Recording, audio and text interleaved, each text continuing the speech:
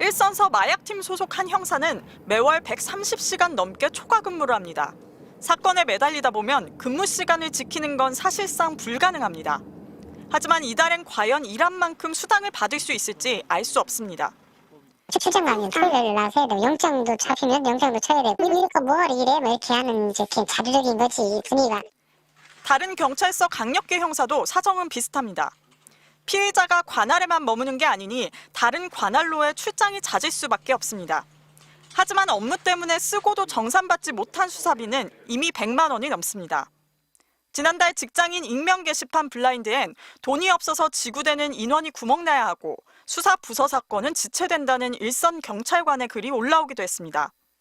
이를 더하고도 돈은 덜 받게 된 상황에 내부 불만이 폭발하고 있는 건 지난달 초 경찰청이 일선에 내린 지침 탓입니다.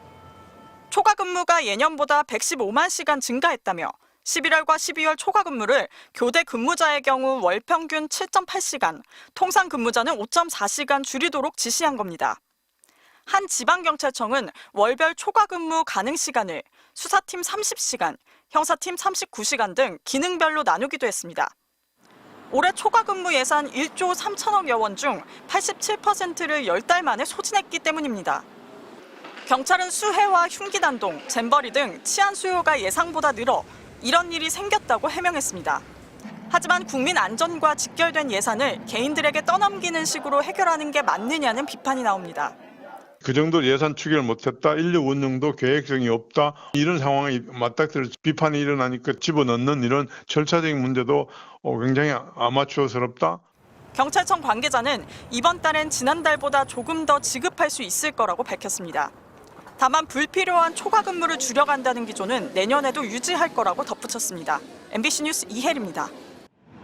서울 일선경찰서의 한 강력팀 형사는 매달 130시간 넘는 초과 근무를 합니다.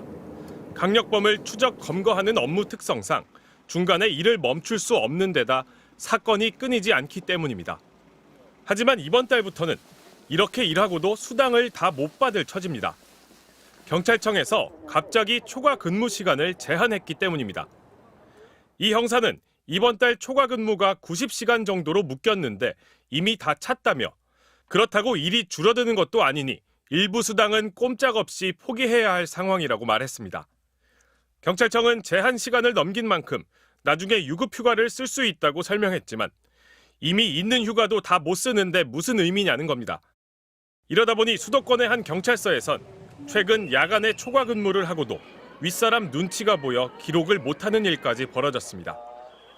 경찰은 예산이 부족해 초과 근무를 제한할 수밖에 없다는 입장입니다. 2달치 지급을 앞둔 시점이지만 남은 예산이 한 달치를 조금 넘은 수준에 불과한 겁니다. 각종 수해에 잇단 흉기난동, 세계 잼버리 파행 등 비상근무가 줄을 이었던 탓입니다. 이슈가 터질 때마다 경찰관들을 주먹구구식으로 진짜 다 집어넣게 되는 그런 근무 계획이 내려오게 되거든요. 팬 칼부림 사건 같은 게 나왔을 때도 꽁대까지 동원시켜가지고. 경찰청은 꼭 필요한 초과 근무만 하자는 차원이라면서도 파장이 커지자 어제 대책회의를 열어 진화에 나섰습니다. 교대 근무자는 월 평균 7.8시간, 통상 근무자는 5.4시간을 줄이는 정도라며 불가피한 초과 근무에 대해선 예비비 집행과 유급 휴가 등을 통해 보전하겠다고 밝혔습니다.